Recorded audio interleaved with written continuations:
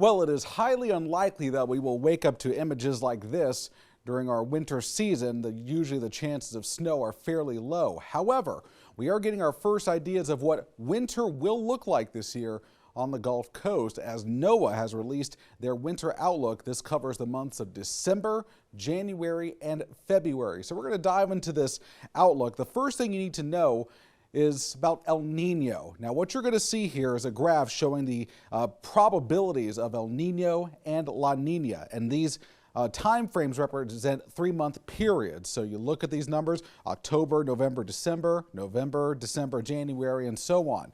Bottom line, those red bars, very large. This indicates a near certainty that we are going to remain in an El Nino cycle, a strong El Nino cycle through at least, well, it looks like all the way maybe through the spring here. It's not until possibly late spring, early summer of next year when we may start to transition out of it. So with an El Nino, it becomes very important. So first you had to ask the question, well, what is El Nino? We've talked about this a lot, especially during the summer months, because it can impact our hurricane season. So El Nino denotes a climate pattern where the trade winds along the equator are much lighter than normal. So what that causes is very, very warm water to gather and just kind of stay in place in the equatorial Pacific. You see less of that warm water spreading farther west. So what that will tend to do is it tends to cause general rising motion over the Pacific. So during the summer months, this generally leads to much higher than normal hurricane activity in the Pacific. On the flip side, it tends to lower activity in the Caribbean, parts of the Western Atlantic Basin. Again, all other things being equal. But it's during the winter months when the El Nino pattern becomes a bit more obvious, as it tends to have an effect on our jet stream patterns. So during a typical El Nino, we get into this what we call split flow regime over the Pacific, where we actually have two well-defined branches of the jet stream. You have the polar branch to the north, which tends to stay a little bit farther north during the El Nino period and toward those higher latitudes. Now on the flip side, you have the subtropical jet, the southern branch, which tends to be more active, especially over the southern U.S. So because of this, on a typical El Nino winter, you would tend to see much higher than normal levels of precipitation across the southern 1/3 of the country, including the southern plains, desert southwest, Gulf Coast, Florida.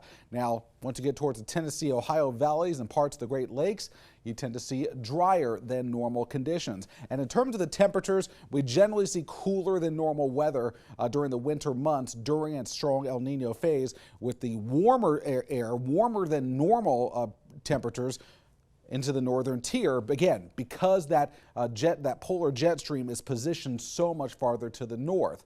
So based off of that, here's a look at the forecast from NOAA regarding what we can expect as we move through our winter. So this would be December 2023, January and February 2024, and they are basically in line with an El Nino winter, projecting above normal precipitation over the southern states, drier than normal conditions across the northern Rockies, northern plains, and the Great Lakes region. And in terms of temperatures, likely to be much warmer than normal across the northeast, again, northern plains, Pacific Northwest, near average temperatures in the nation's heartland, and for us, in terms of our temperatures, kind of equal chances of having an either cooler or warmer than normal winter on the Gulf Coast. So some key takeaways from this report: strong El Nino likely to stay in place through the winter, perhaps possibly all the way through the spring as well.